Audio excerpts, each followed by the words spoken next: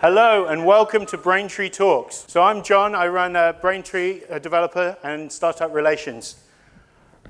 Braintree, we've always tried to give back to the community that created us. So before PayPal bought Braintree, Braintree was a startup and we came from the startup environment.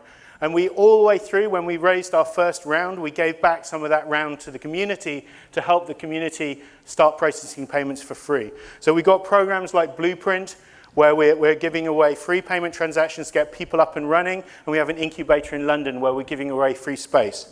We try to engage our community through these activities, but as well as running fun and interesting events. So some of you here would have heard of Battle Hack, which is the hackathon series we run around the world. I think if you've been there, you would know it's a crazy event involving axes and code. And here we decided to do something different when it comes to talks. So we decided, let's take inspirational leaders in their field who don't usually get to speak in other countries. And let's fly those guys to other parts of the world. And that's what Braintree Talks is about. We're bringing inspirational speakers, inspirational leaders to different communities so we can share what's being learned in different parts of the world. And this is the first. So we're starting here in London, because you can tell from my accent, that's where I'm from. But we'll be running these in different parts throughout the world, bringing different technology leaders from UK to Australia, from Australia to US. From US, wherever we're going to be next. So the aim here is to start a conversation. So as you can see, we're going to give Harper some time to speak for about an hour. Then before you got to meet him, and afterwards, he's going to be downstairs in the lounge, downstairs in the space bar, so you can all get to talk to him and ask questions. And we want this to be different from other talking events where the speaker speaks and then hides in the blue room. This is an opportunity to open it up and learn from the people who've worked on this stuff. So, our first speaker, of course, is Harper Reed. So if you don't know Harper, you don't know of Harper. Harper has done a variety of different things, including being the CTO of Threadless. But then also in 2012, Harper helped get Obama, or keep Obama in the White House. So he was the CTO for Obama for America. And as you're going to find out, he's a really interesting dude.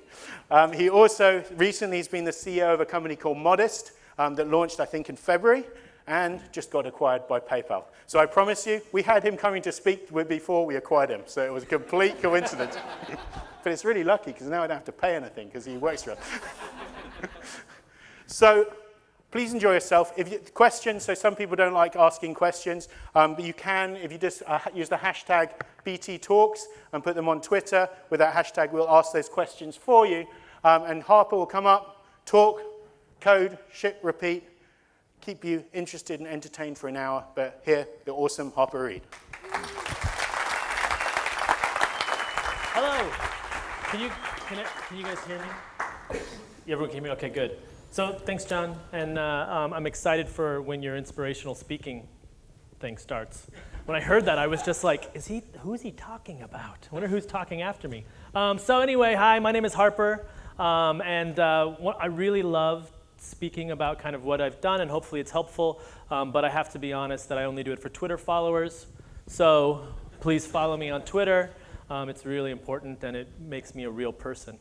So today I'm going to talk about a couple things. It should be pretty straightforward, basically two things: building a great team, which is something that I've done over and over again, and then the future of product design. But before I do anything, talk about that, I'm going to talk about my favorite topic in the entire world, myself. So, how many people here know who these people are?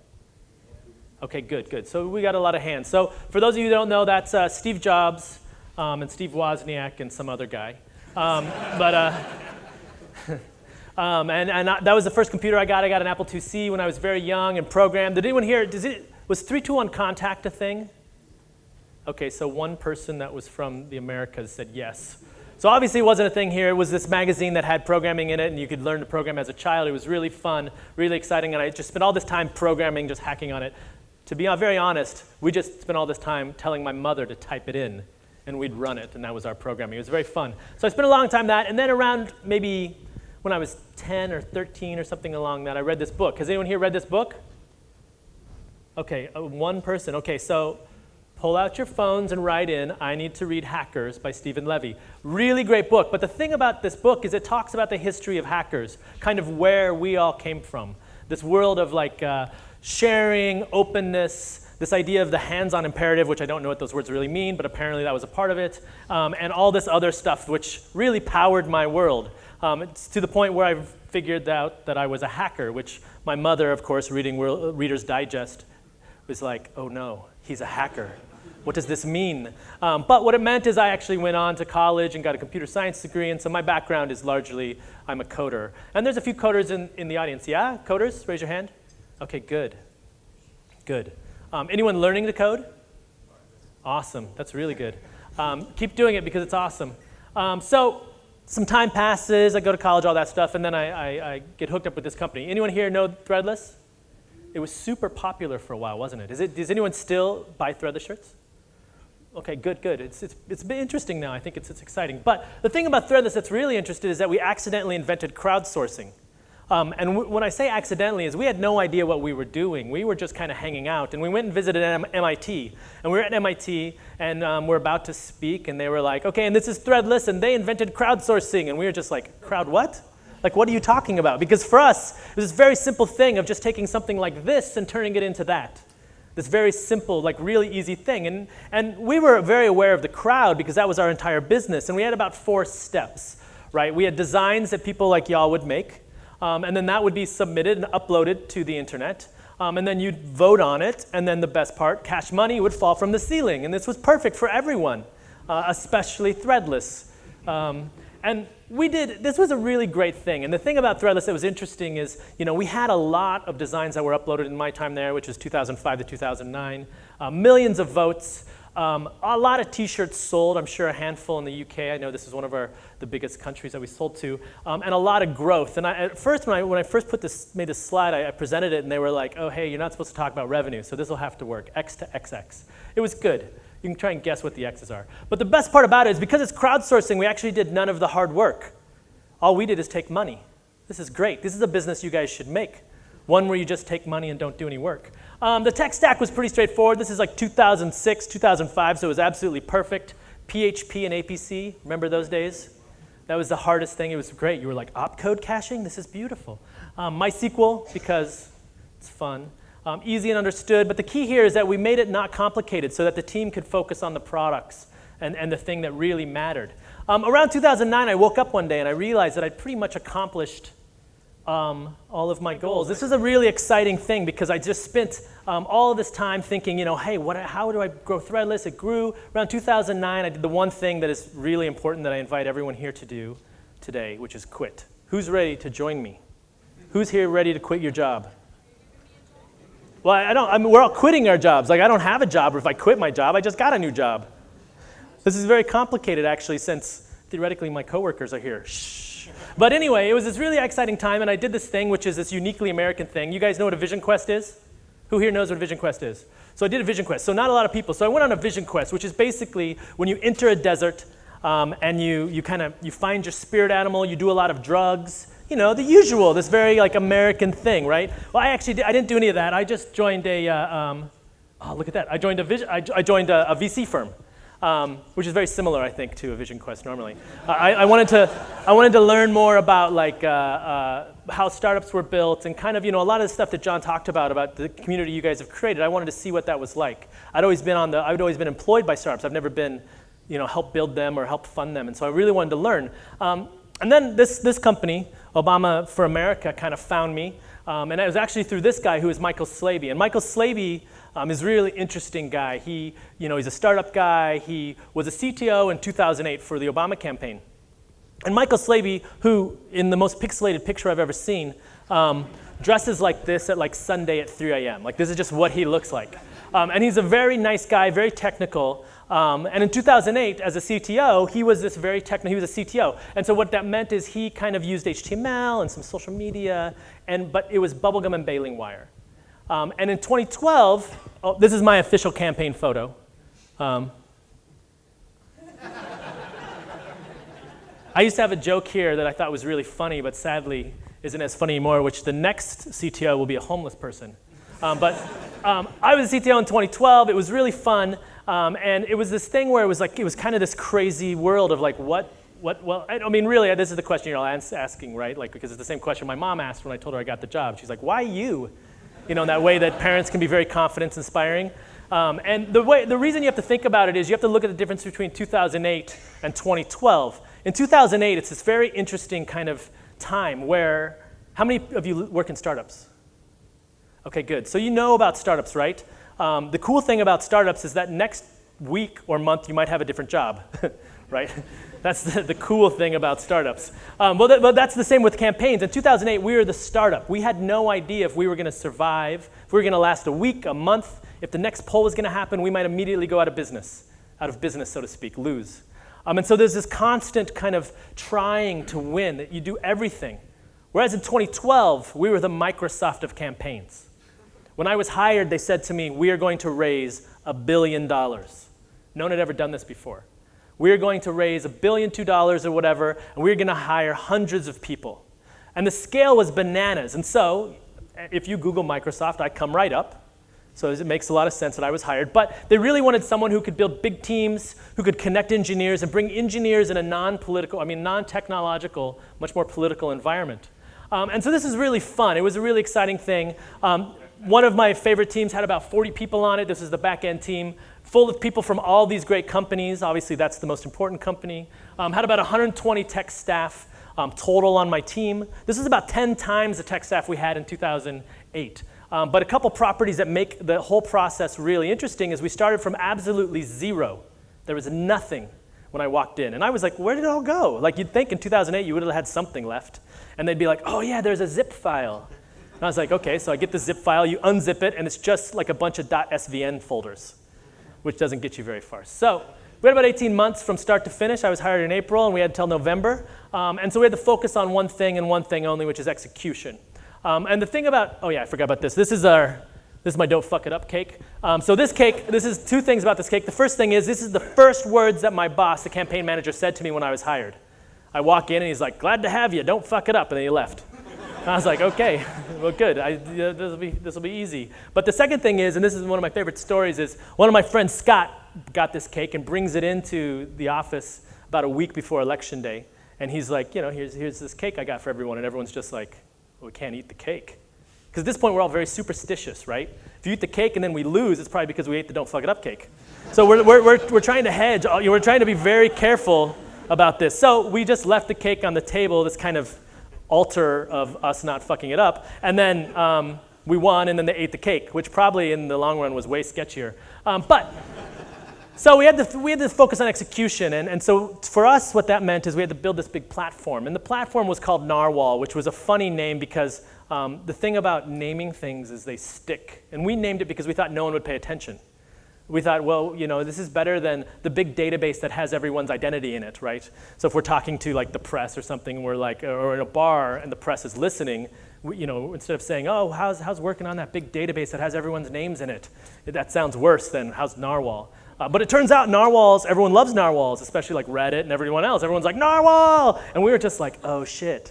Because we thought it was going to be this like secret thing, but it turns out it wasn't. Oh yeah, this is Jim Messina, the aforementioned boss, dressed as a narwhal via Photoshop.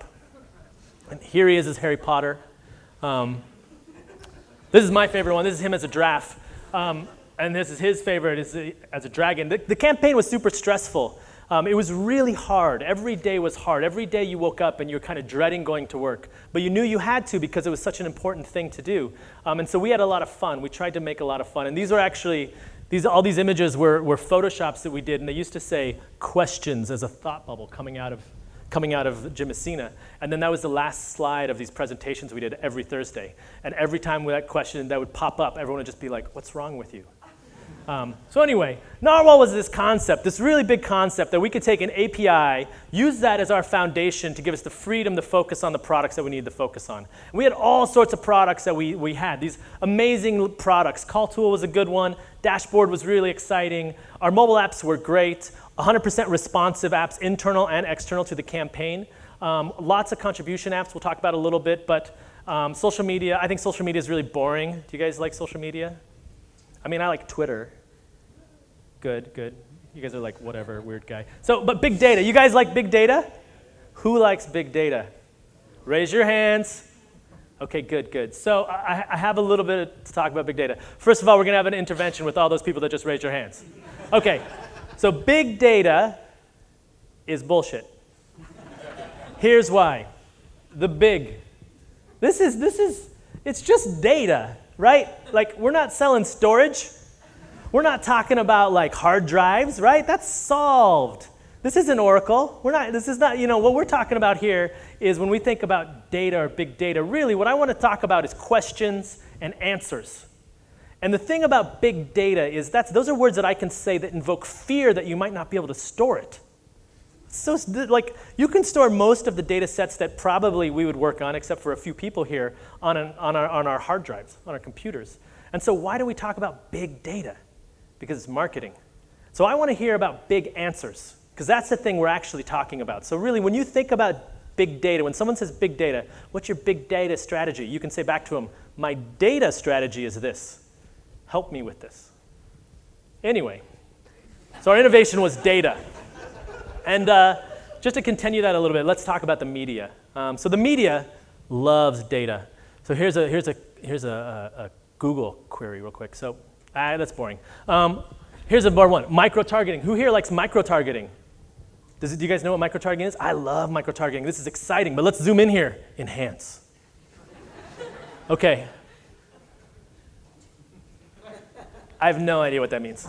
Like, oh, this is the best picture on the internet, though. This is like a horse holding a cat on a boat. The internet. So what this tells us is that micro-targeting is super exciting. This is like the best thing in the world, micro-targeting. You can do all sorts of good things there. And back to Twitter, does anyone here know Dan Sinker? Dan Sinker's great. You guys should follow Dan Sinker if you're not. Dan Sinker tweeted this in 2008. The reason I put this up on the screen is to show you that in American politics, we're always going to send all of the email. All of it. Every email you receive in the US is from an American political campaign. It's disgusting. But the reason we do that is because it works every time. So this is an email that was actually sent to me in late 2012. There's a couple of interesting things here. The first one is the $56. The $56, we used a bunch of math, a bunch of analytics to figure out how much money would I give.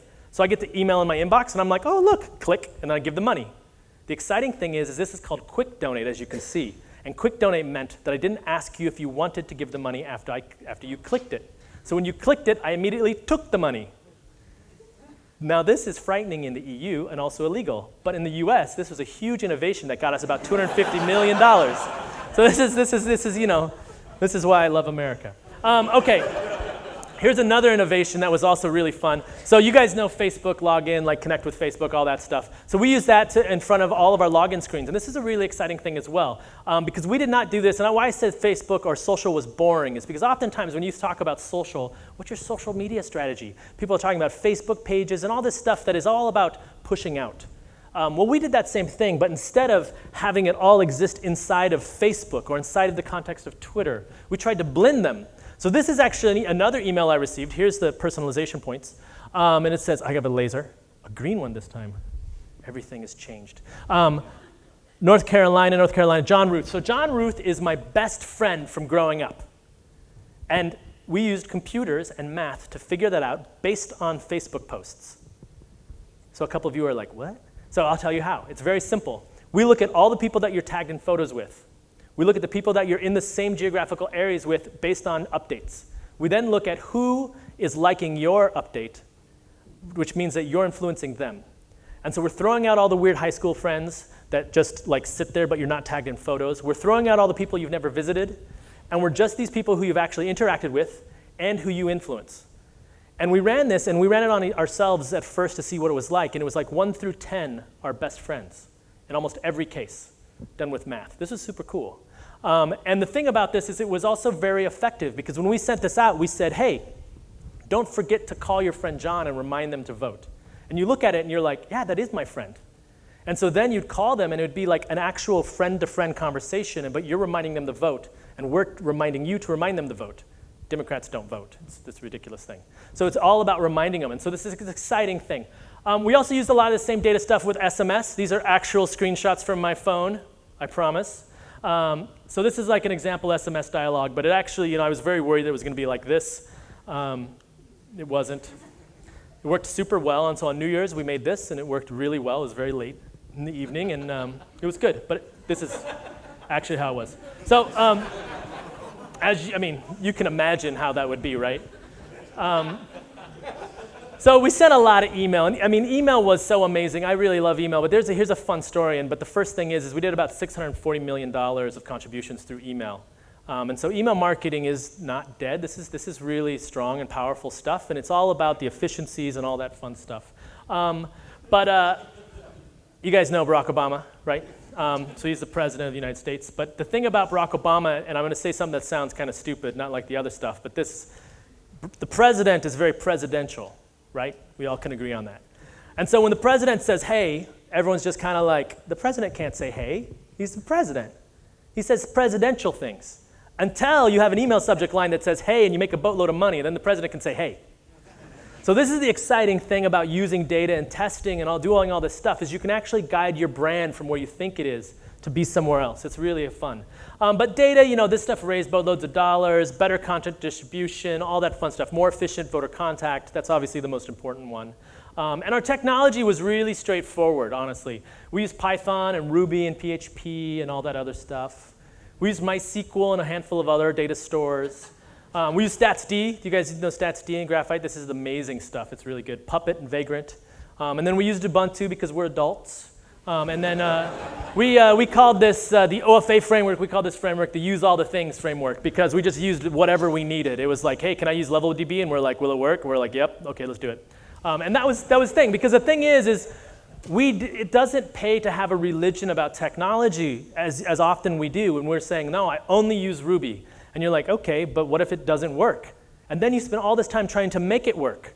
And when you could just use something else to make it work. And so this allowed us to really focus on the thing that simply solved the problem instead of focus on the thing that simply makes me feel cool. Because if we were doing things that make me feel cool, I'd just be clubbing all the time, right?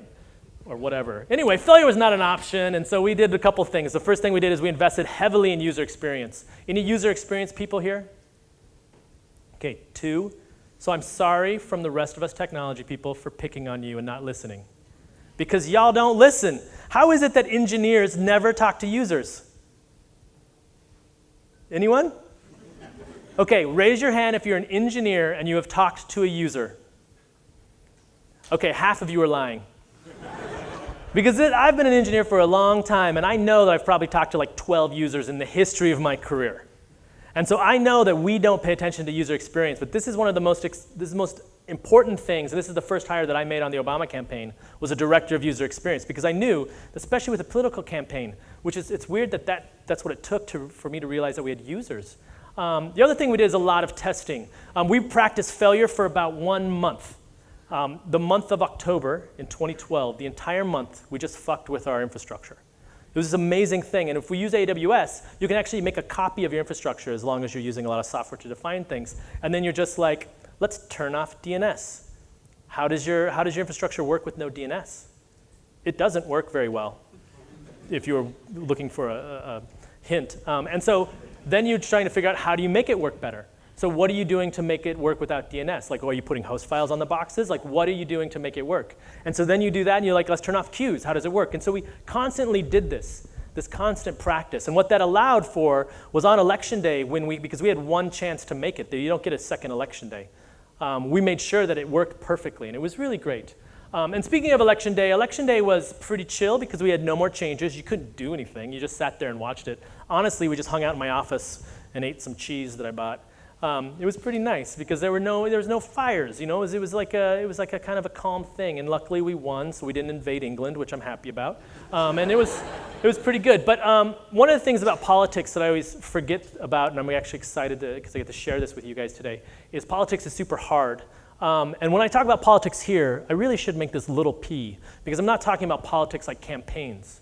I'm talking about politics like internal politics to your organization. How many people here work in an organization that has politics internal to it? Once again, there's some liars in the audience. Because every organization has that. And so the campaign, though, is rife with it. And does anyone know who this is? This is John Maida. John Maida is amazing, really great leader in design and tech, does some amazing things. And he was like, Harper, I would love to sit with you and chat. And I was like, OK. And so we scheduled this meeting, and he literally runs into my office, like through the entire campaign, runs, sits down. And he has a couple people with him, and he's like, I'm here to talk about politics. And I'm just like, what is happening? Like, what are we talking about? And he's like, politics with a little p. I'm sure you work in an organization that has a lot of politics. And we're like, yes. And so he says, here is the one thing that has helped me understand politics in my organizations. And specifically, if you look at his history, he was basically kicked out of RISD, which was an organization that he worked at, and had a lot of internal political strife that was actually very, very public. And he told me this thing. He's like, look, oftentimes, especially with technology, we are a service organization. We're giving service to someone else. And oftentimes, as leaders in these type of organizations, we expect people to email us. But really, if you want to start understanding politics within your organization, you need to look at your outbox, not your inbox. So when you're looking in your inbox, you're counting how many times have people contacted us. Really what you should be counting is how many times have we contacted them. And so really what this tells us is a couple things. One, we need to be more proactive to reach out. That's the first thing. And the second thing is, if you're trying to quantify politics, the best way to do that is the ratio of inbox to outbox. And so what this taught me was, how do you really reach out to those people that you have that adversarial relationship with? And so I started emailing, preemptively emailing, and I'd say like, hey, hope everything's going well, just wanted to check in. And I'd get a reply back that was like, thank you for emailing me. And I was like, oh, these people feel underserved. They feel like I'm not paying attention. And that really helped a lot of the political conversations. It minimized some of that anger. It was very good. Okay, so after the campaign, I went on another vision quest. I wish this one would be a really good callback joke if I was like, I did use drugs here, but I did not. I actually started a company called Modest, and we had a very simple goal here. I really can't bear to say a modest goal, but I'm going to say it anyway. We had a simple goal here. I'd been in commerce for about 15 years, building software that really powered e-commerce in many ways, and for the most part, it was all back-end. Once someone hit checkout, that's when my software started. And this was, we built front ends as well, but the front end we never thought of. We never changed the front end. It was always very simple. Add to cart, check out, have the user enter their address 200 or 300 times, enter a credit card, ask them, are they sure? Are you sure you want this? You've shown a lot of intent, but are you sure? Then ask them if they're sure again. And then, and that's like best in breed, right? Like it's the best checkout in the world. It's like, are you positive you want this? And so we decided to change the program. And once again, I have to say that this is illegal in the EU, so don't do it. But we just basically said, how do we focus on the user? How do we make it so it's very quick? How do we make sure that we're creating this really amazing commerce experience that is focused much more on mobile? And it worked. It was really exciting. And then a couple months ago, I discovered this really good cheat code to scale, where we built the product. And it was this awesome product, and we were getting some traction. And we were like, man, we're going to have to talk to every business in America to get this done. And then PayPal happened. And so we sold the company about a month ago. And so I would have more slides about this if I was here longer, but it's only been a month. And like John said, it was pretty funny. He sent me this email and was like, hey, would you like to talk in London? And I was like, wait 4 days. And then on the 4th day, it was when we joined PayPal. So it was pretty exciting. So that's basically my intro. I have 2 things really to talk about here. It's actually true. We should talk later about how I build my presentations, but that was just the intro markdown. So 2 things really. The first one is building a great team, which I want to talk to you a little bit about that, which is one of my passions, one of my favorite things to do. And then 2, my favorite topic in the world, which is the future of product design, how we built Modest and how we built some of the products. So jumping right in. So the innovation that we kind of had throughout, whether you're talking about Threadless, the campaign, or Modest, or even the greater Braintree team, it's all about the team. It's always about the people. We often think, oh, the team is really important, but it really is. And the thing about building a team, who here has built a team? Who here thinks building a team is easy? I'm waiting for one person who's just like, yeah, it's super easy.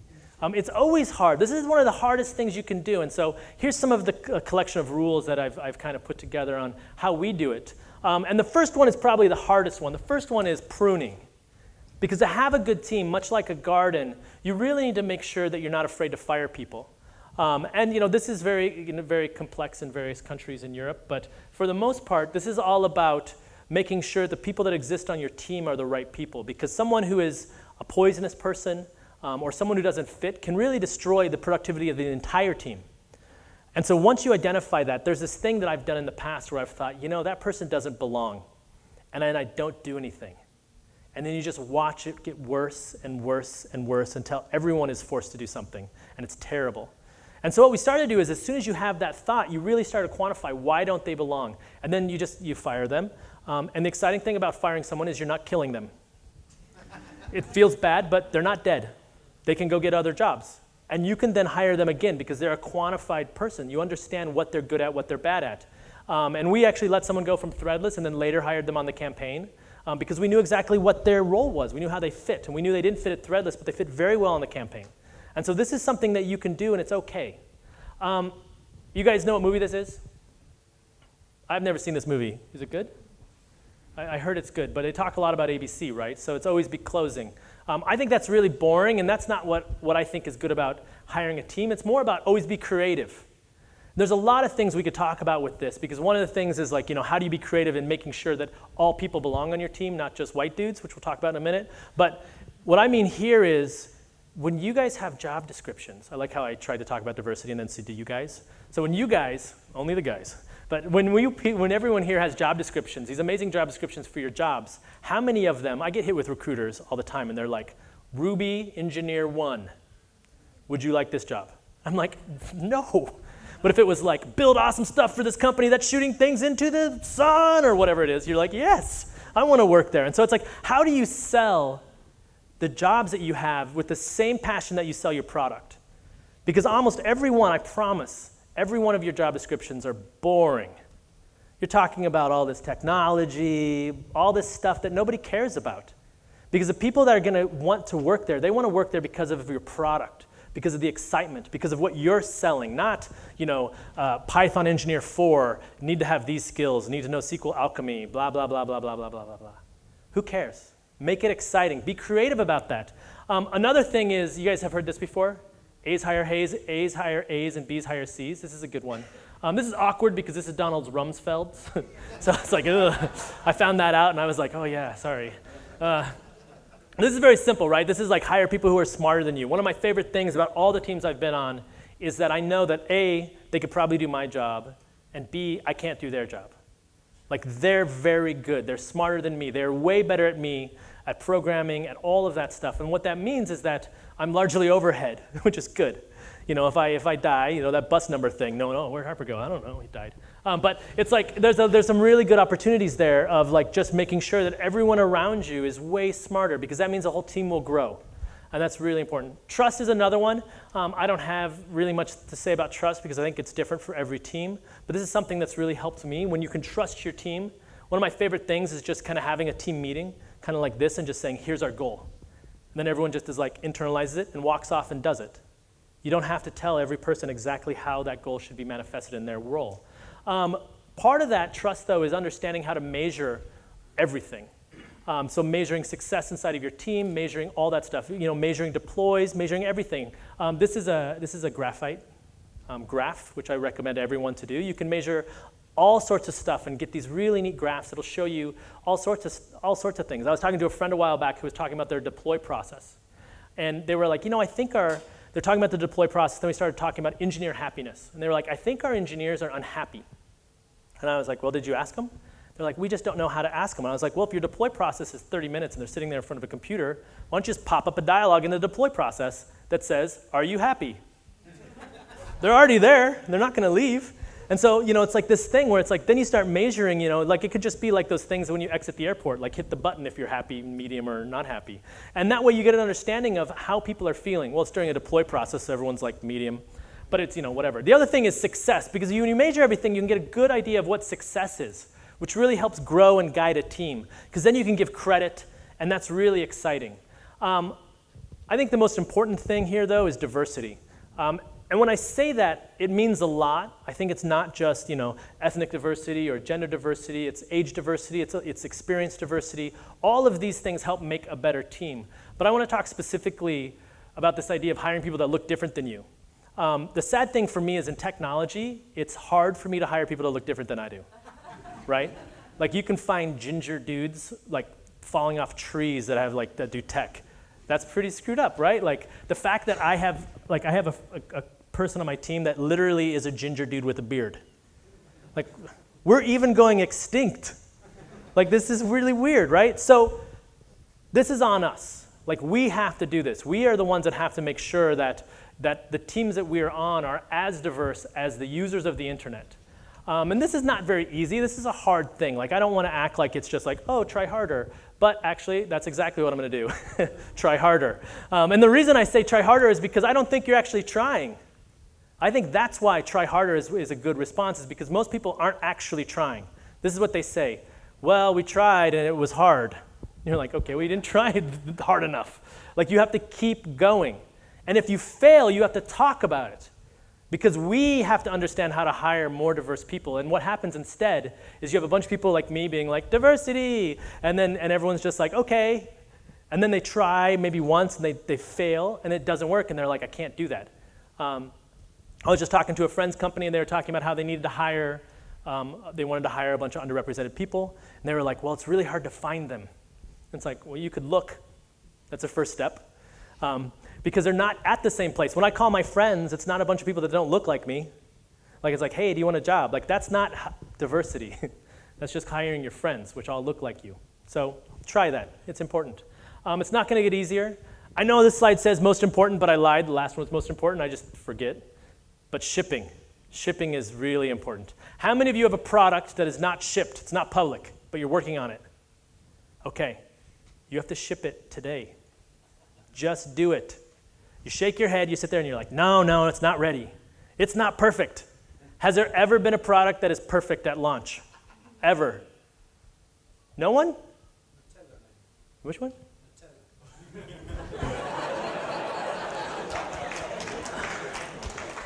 I'll tell you a secret. I've never tasted Nutella. What's up? Yeah. Yeah. Anyway, so besides Nutella, I don't think there's ever been a product in the world of technology that has ever shipped perfectly when it's supposed to. What? The pants? That didn't ship perfect. It shipped. That's the thing. That's exactly right, because this is the thing. You ship your code, and then your users get it, not the mythical users. Here's the problem. I don't know what you're building, but I'm guessing you have these personas and these people and these users, but they're all fake. Because what's going to happen is you're going to ship it, and you're going to be like, these aren't the people we built this for. What are they doing here? And then you're going to be like, what are you doing here? And they're going to be like, this is great. And you're going to realize that the people you built it for and the people that are actually using it are slightly different or amazingly different. And the only way to find that out is when you ship it. And so this is the thing I love, though, because every time I've been telling people to ship their code for 15, 20 years, and every time I'm like, not yet, it's not ready, like for my own code. And this is, you have to just do it. You kind of have to just be like, flip, fuck it. Like you just kind of have to just do it. You have to like kick it out of the house. Because unless you do that, I mean, how many people agree here? Okay, good. Blaine's like, You have to ship faster. I think I literally told him that. I was like, you got to get this out of there. Because we keep it inside, and it's like, we're like, it's so perfect, it's so pretty, and we're like, oh, it's so pretty. And then no one sees it, and then you run out of money, and then that's cool. You can move back into your parents' house. So here's the thing. Building a team is really hard. It's obviously one of the most important things that you do, and I really, it's important. So moving to my favorite part of the presentation, which is the future of product design. I built a lot of products. It's really fun. I've learned a lot, so I want to share you my rules here. But the thing is, these may not work for you. Not like the last thing, which is absolutely you have to be dogmatic about. But these, you guys ready? I love this part. Maybe not love, but fast. Okay, here we go. So fast is one of the most important parts of product design, especially right now. And you guys build fast interfaces, right? You guys, apps are fast, that's true. Well, usually when we talk about that, we talk about latency. Because we're a bunch of tech people, and we think, how do we make our servers faster? How do we make all of this stuff? But our interfaces, all that. But I don't think any of that matters. I mean, it does, but it's just default now. When you think of an application being fast or slow, you're like, well, of course it's fast. If you think about all of the kind of buzz about Go language, it's like, well, it's faster. Everyone talks about faster, but no one is actually talking about this important thing, which is how do you get your users or your consumers to get what they want quicker? Because just having faster servers or faster code doesn't do that. This is about faster interfaces. This is about making sure you're able to follow the intent of the user, understand what that user wants, understand what that intent is, and then make sure they can get it. For us, this was buy buttons. What we knew is that the user wanted that product, So we were like, when they click a buy button, we're not going to drop it into a cart. We're just going to ship it to them. If you're just like, I want that. I want it at your house. I want that. Here, ship it to you. We won't even ask you if you meant to click it. We're just like, yeah, they probably meant to click it because buy buttons have been around for forever. If you click it, you probably want it. But then if you make a mistake, you can unclick it. Weird. This is really crazy, right? Like one of the things I found funny was when we made this buy buttons, we also made the unbuy button, right?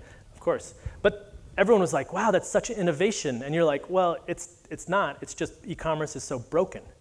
Because if you think about the innovation of like deleting an Instagram photo, you're deleting a piece of media from a global CDN instantly. And all the clients and all these people and all the comments and all that stuff, everyone's caches, everything. But then changing the database record from bot to unbot is apparently impossible. And so this is where I'm just like, well, people don't want it. You're like, just make it happen. It's super easy. And that leads us to the next one, which is simple. And this goes to my favorite rule in all of technology that I use for everything. And this is actually something that I really want to make in a giant banner with my face on it. Just kidding. But a giant banner that just says, don't be clever. Because every time I've ever been involved with a team and someone comes up to me and says, I have a clever idea, everything falls apart. And I end up speaking a lot to groups of finance people, bankers, as you can tell. And a lot of times they're like, well, what does this mean? Like, what does clever mean? And I always say, well, imagine if your tax advisor said, I have a clever idea. Right? You would just be like, no clever idea. Get out of here. And that's the thing about clever is clever is oftentimes a thing that feels good in your head. You're like, this is awesome. You know, you're just like programming, you're like, this is so good. And you tell someone and they're like, wow, that's great. It feels good, but it's always terrible. Terrible. So when you think clever, just back away from the computer. Maybe tell someone, I had a clever idea, but I know it's probably bad, and don't do it. Everyone always does. Who here has had clever ideas? Has anyone ever had a clever idea work? One person. What was it?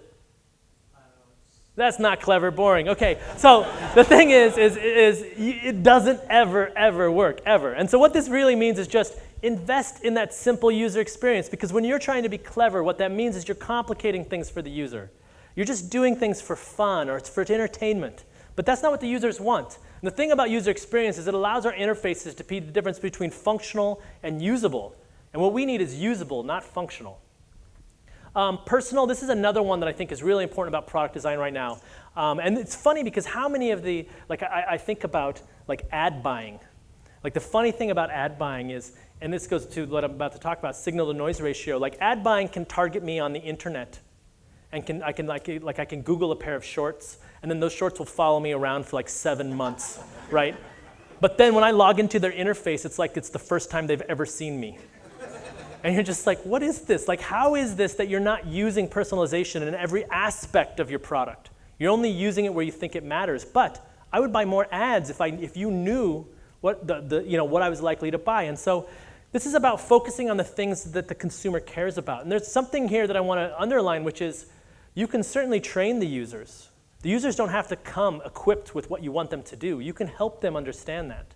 You can train them. They're just like us. You can train, we can learn from that. And so that's about popping up things, showing them new ideas. Lots of education can happen in that. The next rule is like, how do you make delightful? And delightful is something I think we read a lot about. You see like job descriptions, work on a delightful product. It's like, what does that even mean? I don't think anyone who has ever said delightful knows what it means, and I certainly have no idea what it means either. But I'm going to actually talk about serendipity a little bit, because I think that is part of a delightful interface when we think about that. And I like to think about how do you enhance that serendipity. And there's this kind of silly equation about luck, which I've always liked. And I think about user interfaces, especially when I think about serendipity. How do you make sure you prepare the user for that opportunity that you want them to do? Prepare them for the things you want them to do, whether it's education or putting them in the right bucket, but give them those opportunities. And I don't think we do that very often. One of my favorite examples of this, a friend of mine was talking, do you guys know Newegg? The big, it's like Newegg looks basically like someone reskinned PHP MyAdmin and put a shopping cart on it. It's like a database interface. Like, you're not giving the users opportunities, you're giving them everything. And sometimes that's not right. Sometimes you have to simplify it. But the most important thing here when you think about product design and product development here is this idea of repetition. And you guys know this guy? Okay, how many of you like Kanye? Kanye fans? Only like 4? What kind of weird place is this? You guys seriously, no one else likes Kanye West but those 4 people? Weird. I think this is the end of the presentation. So the thing about Kanye West, you guys are thinking like he's insane, right? Like, does anyone, okay, who here thinks he's crazy? Okay, there we go. Now we're starting to understand what's going on. So Kanye West, he is crazy, right? But the thing about Kanye is his music is good, he says crazy things, and he's fun to watch from afar. But he's fun to watch. I mean, I would love to hang out with Kanye. That'd be great. Like, it'd be so much fun. You'd be like, oh boy. But Kanye did this interview a while back, and he was talking about innovation, and he said this. He said, innovation gets too much credit. And, like all Kanye interviews, I read it, and I'm expecting him to say something like, aliens are here today, or whatever. I'm not expecting him to say, innovation gets too much credit, or start talking about innovation this kind of credible way. And I don't know what he was talking about, whether it was music, or whether it was fashion, or technology. You know that Kanye launched a Who Is startup a couple years ago? Yeah, it was Who Is. Anyway, so Kanye, he says this, innovation gets too much credit. And I was like, what? Like, what do you mean, Kanye? And Kanye goes on, he's like, there's no money in innovation. Like, innovation is this thing that we all talk about.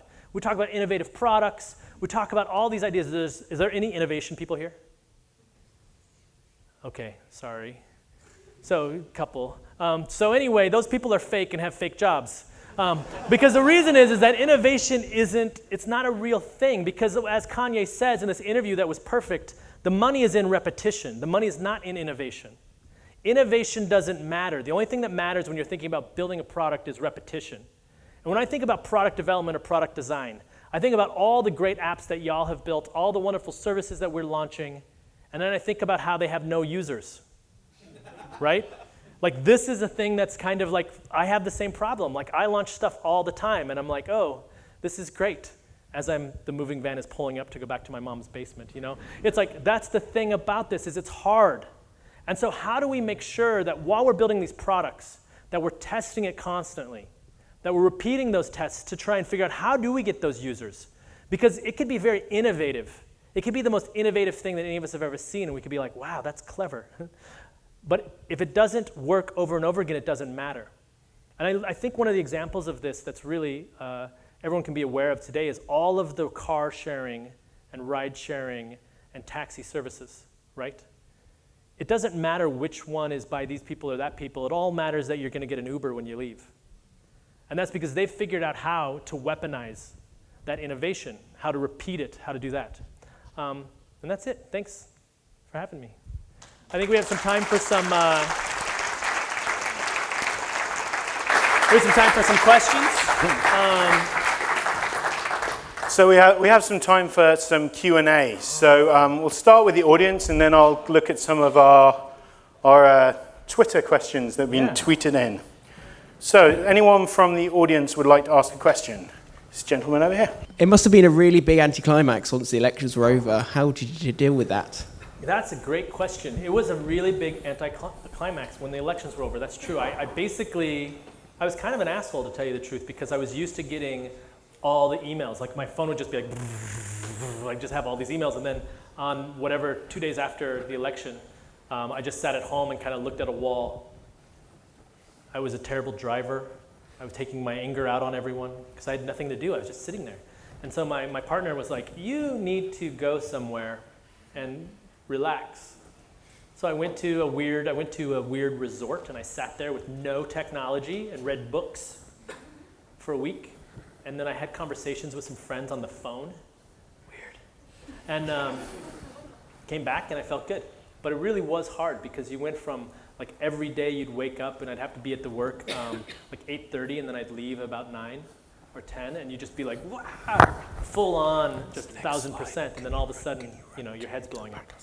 So it was good. That was a good question. It was hard, but I think taking time off after big, crazy experiences where you're not faced with technology is probably the most important thing. So, Harper. Yeah. When you became a CEO, yeah, you had to make some lifestyle changes. Why don't you tell us about that change? I'm trying to remember what changed. What change are you? I think you mentioned you kind of had a bad diet and Oh, that was a different time. This keeps coming up because people keep bringing it up, but this is a longer story. So I hope you guys are ready for another 30 minutes. Right before I joined Threadless, I was working for an ad agency, and the ad agency laid me off, as ad agencies are wont to do, and they wanted me to migrate all of their tech from Chicago to Phoenix. Which they didn't have very much tech, so it took about a week, but I had 3 months to do it. So I just finished it about a week and a half, and I just sat in Chicago in my office listening to death metal and interviewing at ThoughtWorks over and over again. Obviously didn't work out.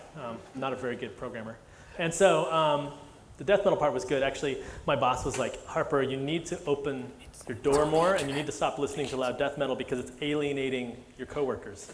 And I was like, you guys laid me off. Like, what is the upside here of not alienating my coworkers? So anyway, I knew I was not gonna have a job, so I was like, well, I better save some money, right? You guys, has anyone here ever been laid off with a little bit of time and they know they gotta save money?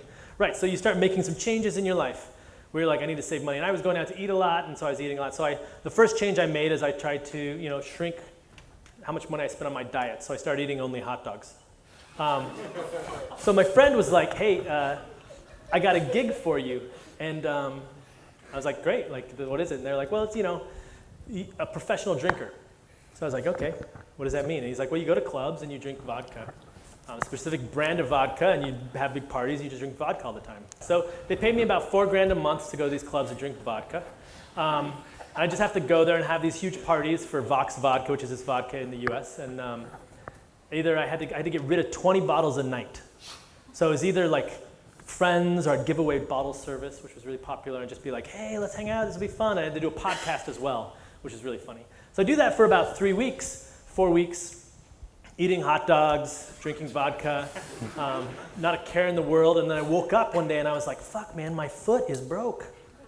And so I go to the doctor, and the doctor's like, what have you been eating? And I'm just like, nothing. Like, what do you mean? He's like, you have gout. I was like, what? And it turns out that if you eat hot dogs for like 6 weeks straight, nothing else, and you drink only vodka and no water, I was basically living the life of a future astronaut. Yeah, it was. So anyway, I don't do that anymore. I've expanded to more different liquors and different encased meats. So it's good. We got a question. Great question, John. Wonderful question. Have we got a question from the audience? Got a question down here.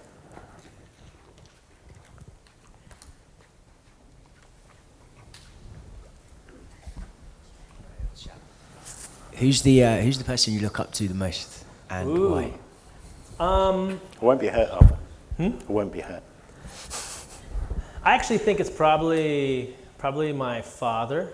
One of the things that I learned from my father was that he always had a job, and he always had like as many jobs as it took. So it was this thing that was really important to me, which is like no matter what's happening, you just have to do whatever it takes. And so it kind of taught me a little bit about pride, because sometimes I don't think he wanted to do any of the jobs. And it was like he had 2 kids he had to feed, and it was like he was a bartender and he sold real estate and installed car stereos and all this stuff until he started his own business. But it was this example of like, I remember thinking, well, I'm laid off, what will I do? And I was like, well, I'll probably just go get a job somewhere. If it's 7-Eleven, that's fine, as long as I'm able to make it. And so that like power, knowing that it's always gonna be okay because you're always able to just go and do it, no matter what it is, and not having the pride or too much pride to say, that's not good, I'm too good for that, really helped. So, it's things like being a professional vodka drinker, right? Where I was like, yeah, sure. But it's really about, you always have this upside of, yeah, I'm just gonna work to get through it. So no matter how bad it gets, that was what it taught me. And so there's always been this example of, I've been very lucky, like I've had a really privileged life of really good experiences over and over again. But sometimes in between those things, I have literally no idea what's gonna happen. And so after the campaign, I have no idea. Like I could have just faded into oblivion. Instead, I'm milking it, speaking a lot. But it's really about, it's like just making sure that you kind of diminish that pride as much as you can, because we all think something is below us, and I think it's amazing how far or how close we all are to being at that bottom spot. Yeah. Okay, so the next one's a tricky one. Oh, good. You delayed the launch of Modest from 2014 until February this year. That's a good one. I actually love this question. Thank you for asking it. So we did launch Modest privately to a lot of customers before 2015, but we delayed, and I think it's because it's complicated. It's a hard thing to do. And it's easy for me to sit up here and be like, ship your code, but it's hard to actually do it because users, right? They're gonna see it and they're gonna notice that it's not perfect. And it's only perfect in your head though, that's the thing. There's not a project that I have been on in my entire life where we couldn't have shipped it a year earlier. That's crazy, right? Like you think of like Modest is a very complex thing. We could have shipped it publicly literally a year earlier and it would have been better for everything. Some of the campaign tools we made, we could have shipped it a year earlier and it would have been better for the election, for the campaign. I mean, and that's a crazy thing to think about. But many of the projects that we're on that are multi-year, you can always ship them earlier, always. That doesn't mean that we do, and it's hard. It's a very complicated thing. And when I look back, I don't really believe in regrets because I think of like iterative development of life, right? Like you just keep iterating through things. But I think about the things, if I were to go and change something or do it again, it's always ship earlier. That's the hard thing. It's really hard. Because customers, they're like, this doesn't work. And then you're just like, oh, that hurt. But it probably didn't work. but at least you have a customer. A question from the audience here. Sorry. Because I wanted to ask about shipping. Yeah. Because I'm not a coder. Yeah. I'm on the business side. And I don't want it to be perfect, but I want it to work. Yeah. Because getting a customer once, that's marketing. Getting a customer after something doesn't work or is screwed up, that's 10 times as hard. So there's got to be a balance. Yeah, I think there is a balance. But also, you have to sell. Those first couple customers, I think it's all about selling the belief. You have to give them, you have to sell them, and you have to say, this may not work. Okay, so in beta, sorry, Yeah. tell me if I'm going to annoy everyone here, but okay, so in beta, because that's where we are right now, we need to get a bunch of people who are using it regularly. And until we have a bunch of people using it regularly, I don't want to ship it widely. But you know how to get a bunch of people to ship it or to use it regularly? Pay them? No, to ship it widely.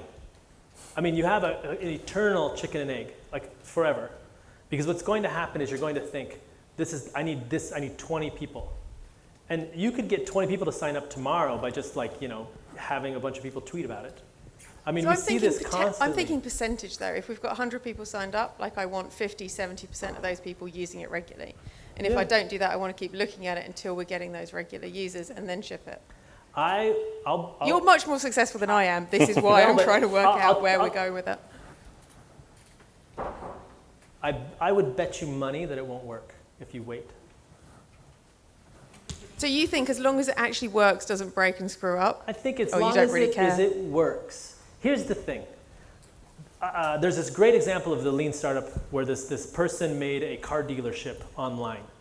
And all they did is they had a form and they said, what car do you want to buy? You entered what car you want to buy, and they hit submit, and then he got an email and he went and found the car.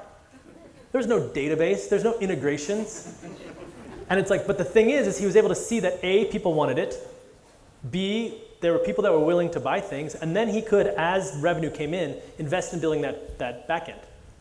The problem is if you do it the other way, you invest in building the back end, you invest in integrating with all these partners, et cetera, before you've proved that it works. And this is something that we struggled with at Modest. This is something we struggle with today. What works within mobile commerce? What is a thing that works? Because a lot of it is unproven. And until we actually put it out and let people use it, we'll never know. Because what you have is you have this mythical user, the God user. And they're just sitting there and they're like this perfect being. They never do anything bad. They love everything we build. But that's not real because users hate it sometimes. They're just like, this doesn't work. Why am I paying for something that doesn't work? And maybe it doesn't work because they're not using it right. Not that it doesn't actually work. Maybe our instructions are poor, or the interface is slightly long, or they forgot their password. But you'll never know any of those hard things that are really secret. It's kind of like I think icebergs. We should talk about icebergs more in technology because when you talk about an iceberg, you often talk about the top and then there's the bottom. And when I think about products, the top is what we're usually thinking about. But there's this bottom part, which is what happens if they forget their password. Like we literally shipped our control panel without a lost password dialog. And people were like, I forgot my password. This thing doesn't work. It's worthless. And we were like, oh man, we forgot that. But the whole thing worked perfectly. And so it's like those little things, you'll never remember those because we're so close to the project. You have to have someone else look at it. And beta users barely count because most of them are our parents. They're our colleagues, it's fine. Yeah. Now, one more question, just completely unrelated. Are you going to help Kanye with his election campaign? No.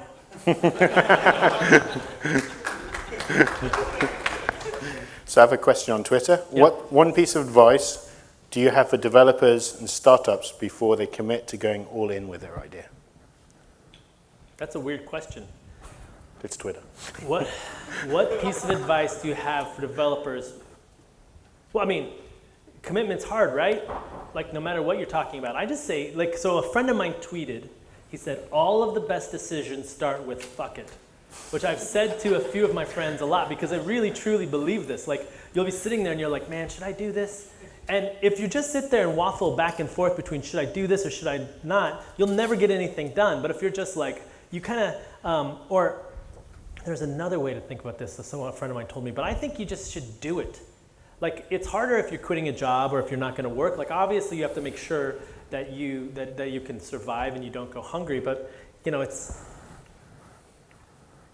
I mean, I don't know, that's a hard question to answer. I don't even think there's really an answer. I would always say yes, but then I'm just like, when I was 25, I had a lot of side projects that I didn't go all in with, and they were fun. I don't know. I'd love to talk more about that question afterwards, though, because I think it's more personal than I can answer. So a question from the audience.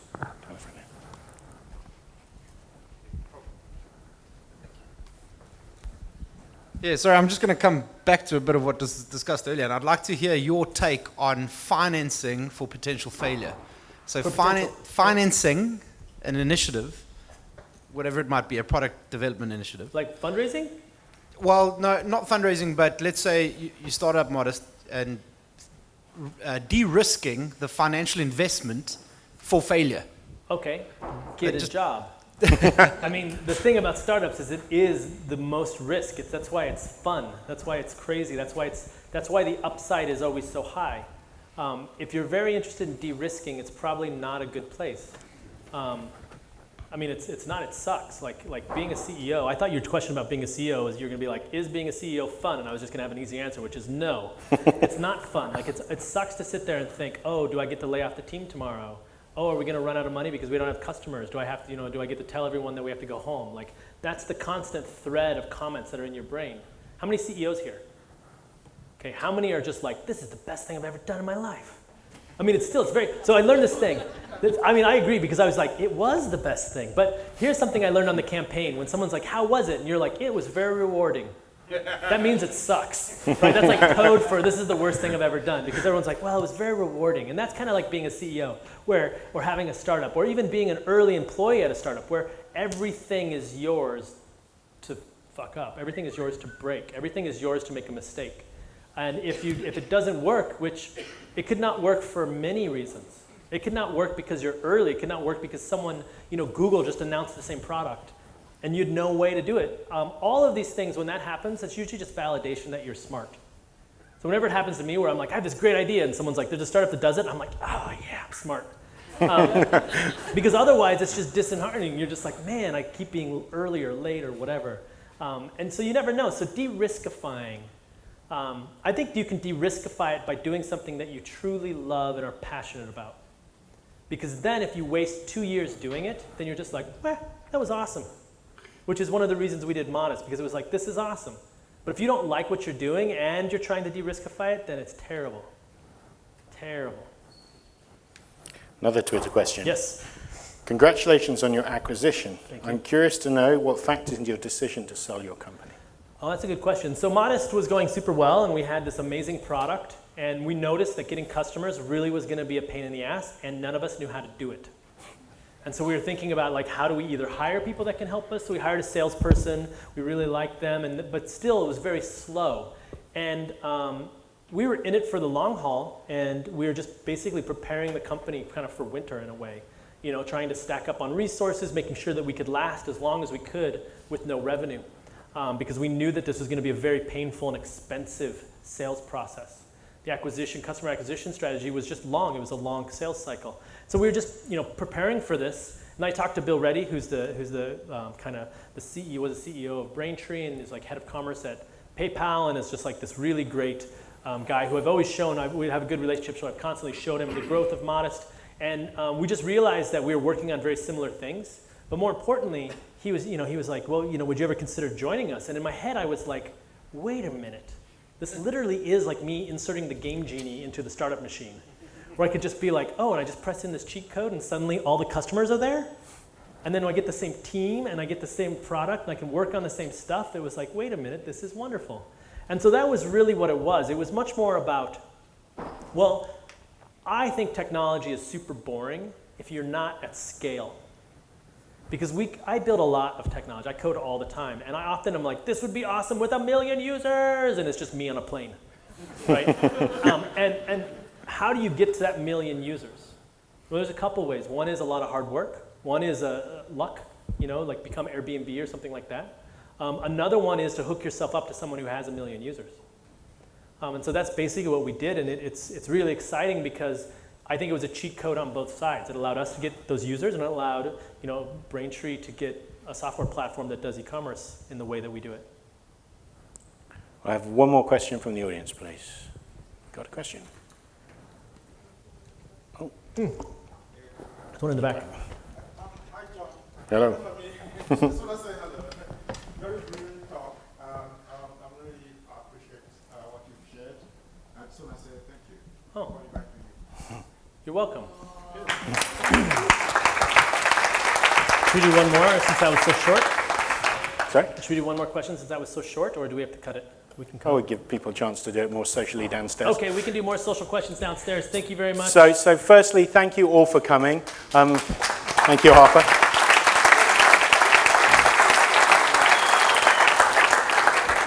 If you guys have got any feedback, please tweet it on BT Talks hashtag. If there's speakers that you've always wanted to see that are within reason, I'm not going to get people back from the dead, etc., but that you would like to see in London, please let us know. If anything you would like to see happening different at Braintree Talks, also let us know. But for now, let's get more social. Let's go downstairs. There's more drinks. There's more food. And Harper will be down in a minute, and you can ask him those difficult questions without an audience. So thank you for coming. I hope you enjoyed yourselves.